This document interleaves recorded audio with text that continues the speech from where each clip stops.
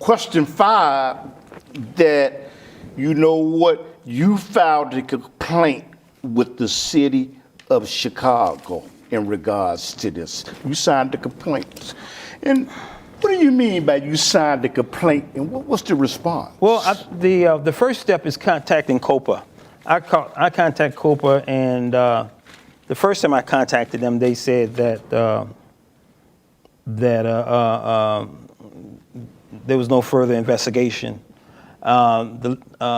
Once I learned that from the mayor, the current mayor administration, that this company did not have a contract, COPA contacted me, and they said that they referred the complaint to the Bureau of Internal Affairs. And what is COPA for? Some people don't know what that abbreviation stands for. COPA, COPA is some accountability. Wow, let me see if I can find that COPA. We got it back. We got it back there too. So we're gonna put that up. Yeah, COPA. COPA is a civilian Office of Civilian of Police Accountability, and again, I contacted them, and I contacted them in 2017 and 2021. In 21, they referred it back to the Bureau of Internal Affairs, and they have not done an effective and efficient investigation because I think it should be referred back to Office of Inspector General. It's like it's going back and forth, and I strongly believe that it's a sense of perversion of justice, obstruction of justice within those departments, because I mean, a reasonable investigator can find out that this incident really actually happened. Mm-hmm. It actually happened, and there are additional information that happened within the procurement department, and individuals were, again, as I said before, they were walked out because of their continuation of trying to hide this $1 million that was stolen, and again, that's serious. That is really serious, and as I said before, we owe a fiduciary duty to the taxpayers, and it's really. Now, you know what? I want to digress for 1 minute. You said when you was in court, that there was a witness that was brought to the stand with the documentation, and she said, and they asked her, was that her signature, and she said that was not her signature. No, the administrative hearing was with the police board. Okay. But I did inform the procurement department that Elisa Garcia's name is on that documentation. Mm-hmm. She's the procurement, I think, a negotiator at that time, and then I contacted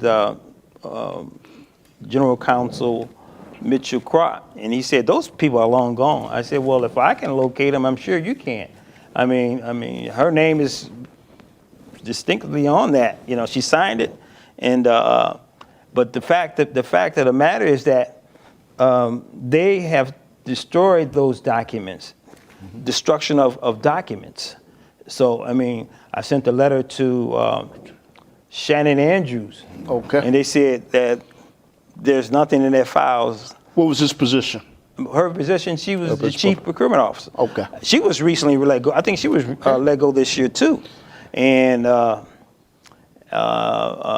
strongly believe her involvement of the concealment, of her fraudulent concealment, Okay. And that has been taking place for these many years.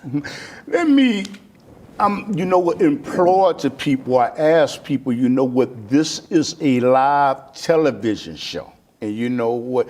This is a police officer that was wrongfully dismissed, okay? And his urine specimen was sent to a laboratory, that really they didn't have a license.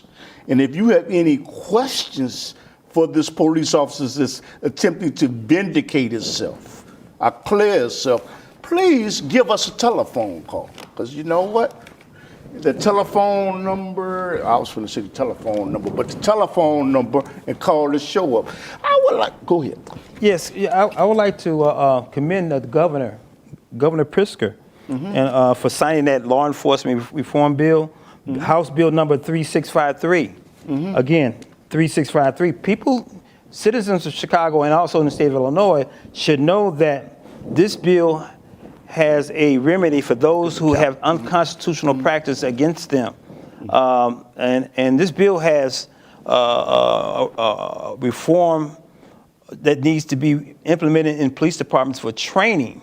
But most important, that people have a remedy, because if you've been a victim of unconstitutional practices by any police officer, City of Chicago, South Suburban Police, whatever, you have a remedy. I contacted the Attorney General of State of Illinois. Who was Attorney General?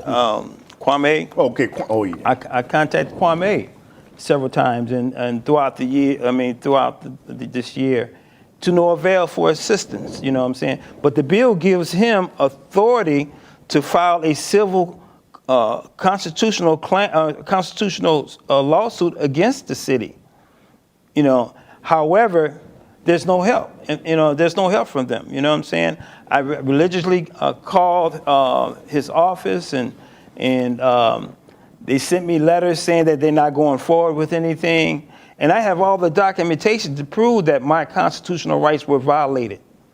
And bill number 3653 gives me a remedy. It really gives you the backbone to do something about it. My question again is,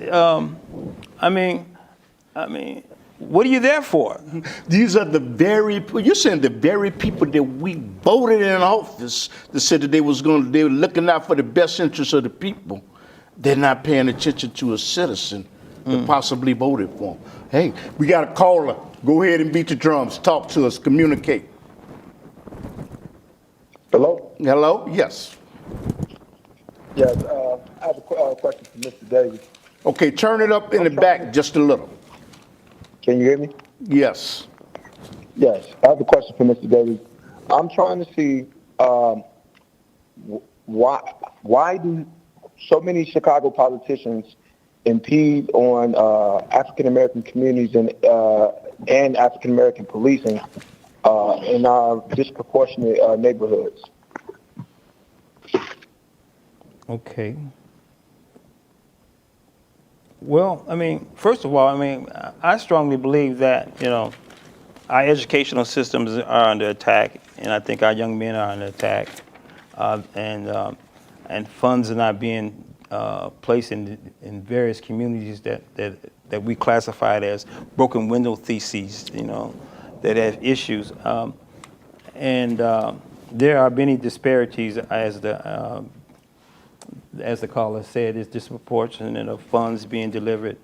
But we have to go to our elected officials, and we have to address those concerns to them. Because, again, there are disparities, throughout this world, and especially in the city of Chicago, among people of color.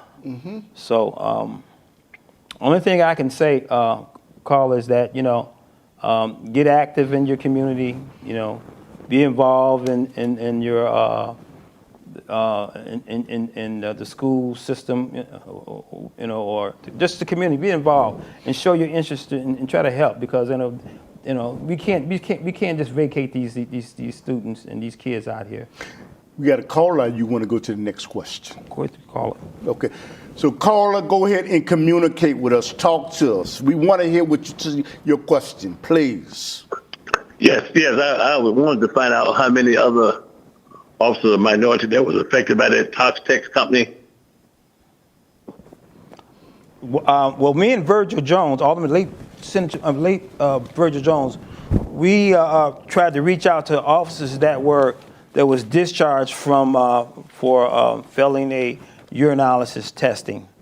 And however, every individual that we talked to, sample went to Smith, Kline, and Beecham. Okay. So, but Smith, Kline, and Beecham was certified by the Department of Health and Human Service. Okay. And Smith, Kline, and Beecham did have a contract under the collective bargaining agreement with the FOP in the city of Chicago. However, Tox Tech didn't have it. So they're fraudulent. They have ruined people's livelihoods and destroyed reputations. Well, we contacted several individuals, and that, again, during that time, and Alderman Jones said, well, we just wanted to see if you was tested by Tox Tech. They said they was tested by Smith, Kline, and Beecham. This is something that mainstream television, Fox Television, Channel 7, Channel 9, y'all should be covering this and getting the story from him about what happened to his life. Not only did something happen to his life, it happened to other people's lives. But we doing it on canned television, but mainstream television, you should be on so many shows, but we got another caller. Caller, go ahead and communicate with us. Yes, yes. What has the mayor done for the brothers that have gotten affected by the trumped-up charges? The police officers, the chief of police, have gave to the brothers who has lost their jobs. Okay, the mayor. You talking about Lori Lightfoot, the current mayor of Chicago, Illinois. Well, I can only speak for the prior mayor Richard Daley and Rahm Emanuel.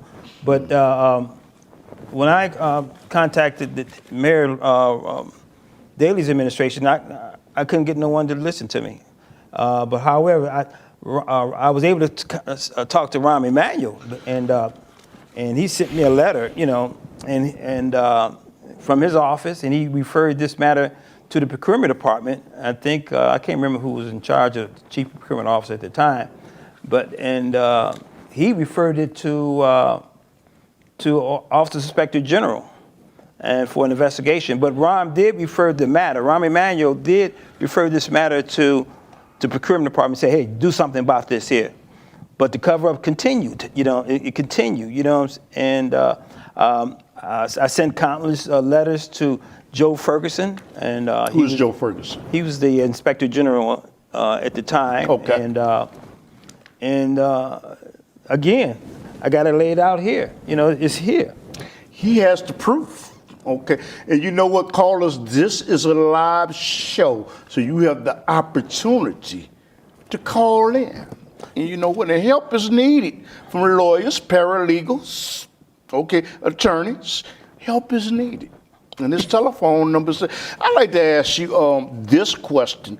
Why did Alicia Garcia refuse to obey Commander Herbert Horton's detective not to allow to mention companies that perform the testing examination? Why did she do that? Well, there was a concealment going on. Again, the letter. If I can locate this letter from the personnel division, Hubert Holden. And say the number. Oh, wait a minute. The telephone number of the show. But some people out there that may not be able to see. The telephone number is 312-738-1845. Please call in. Share this broadcast. Go ahead, brother. Okay, I strongly believe because she didn't follow his directives. His directives stated that the bid specification was not complete. It was incomplete. Plus, he stated that in this letter that this the company certifications had expired, but not knowing that the certification was fraud, but again the contract never went through. Again, as I said before, Mayor Lightfoot's administration said all contracts are recorded through the clerk's office and also with an ordinance. It never happened. It never happened. So she disobeyed Hubert Holton's directives. Matter of fact, she disobeyed the citizens of Chicago directives. You know what? This is since you have all of the documentation to prove, have you made an attempt to have a federal investigation, or is that out of their jurisdiction to do that? I've done that, and right now I just got to sit straight in your I have to sit back and just wait, because they know that the Office of Inspector General are under legislative laws that they must, that they have to follow, rules they have to follow, and those laws are antitrust violation, bid rigging, fraudulent contracts, theft. So I'm just sitting back and just waiting to see what's going to happen, because, as I said before, 3 individuals were walked out of procurement department. A friend of mine received an email. You want to get their names or not really? Received an email. Okay. And 3 individuals were arrested. You want to get their names? From the procurement department. Okay. This could be a close. It could be a close. No, it could be closed. You can only wait till the goes to trial. Then they probably will release all that information. Okay. But there were information was given to me that 3 individuals were recently arrested. They couldn't have been arrested for the theft. More than likely they were probably arrested for obstruction of justice. But they were walked out of their office. Put it that way. Okay, man, we running out of 15 minutes left. Let me ask everybody, this is a live television show. And you know what? Thanks for Can Television for allowing me to get this time. And please call in, because we don't have many opportunities to have a live show. So, you know what? You want to stress? Look like you want to stress something. Go ahead. Yeah, I had opportunity today. I'm a member of the AIG, the Association of Inspector General, and I attended a training today. And this training entails of having a relationship with the prosecutors. And Andy Shaw was one of the guest speakers, and he used to come on Channel 7 News. Yes. Okay. And he was there today talking, and he shed light that an investigator, there's an investigator should be, his principle, he or she should be independent, tough and fair, obligated with credibility, don't cut corners, don't expect popularity, and he stressed that there is a need because we need checks and balance. He kept stressing checks and balances because there's going to be a change. You know what I mean? Change is going to come. Huh? Change is going to come. It has to come for the best, not to the worst. Okay. We cannot. It seems like we adhering to the old rules and laws that we were governed by back in the slave catcher laws. You know what I'm saying? Paddy wagon. Paddy wagon, and But there's going to be a change, and it's going to be a change, and listen to him. He gave me, just by listening to him, he gave me that light in terms of that he comforted me, that there's going to be a change. You know what I'm saying? Change is going to come. Question that, you know what, man, this is something, as you indicated, that on this documentation that the mayor's name was forged. Yes. Yes, it was. On the which mayor? Mayor Daley. Okay. The under the detail report, the specifications, detailed specification, the last page, they have a list of names that approved the contract, and assure that I'm assuring you that the signature on this contract is not Mayor Daley. It's not Mayor Daley. It's someone else. They can tell that by the individuals that know how to read handwriting. Okay. It's not his thing, because I saw his signature and it does not look like it. You know. Okay. You know what? We're running so long time, but you know what? Give people a rundown on your story again, because we're running out of time. Because you know what? There may have been something that you just specifically want to cover that I just missed. And this is still a live television show. So call in. Well, I mean, as I said before, I've been fighting for years, and I'm not giving up. And again, I did in fact fail. I got up and got back in school, and I obtained several degrees, more than 3 degrees, and I've been to Police Staff Command School. I trained with the Officers Inspector General Academy. I'm a certified fraud investigator.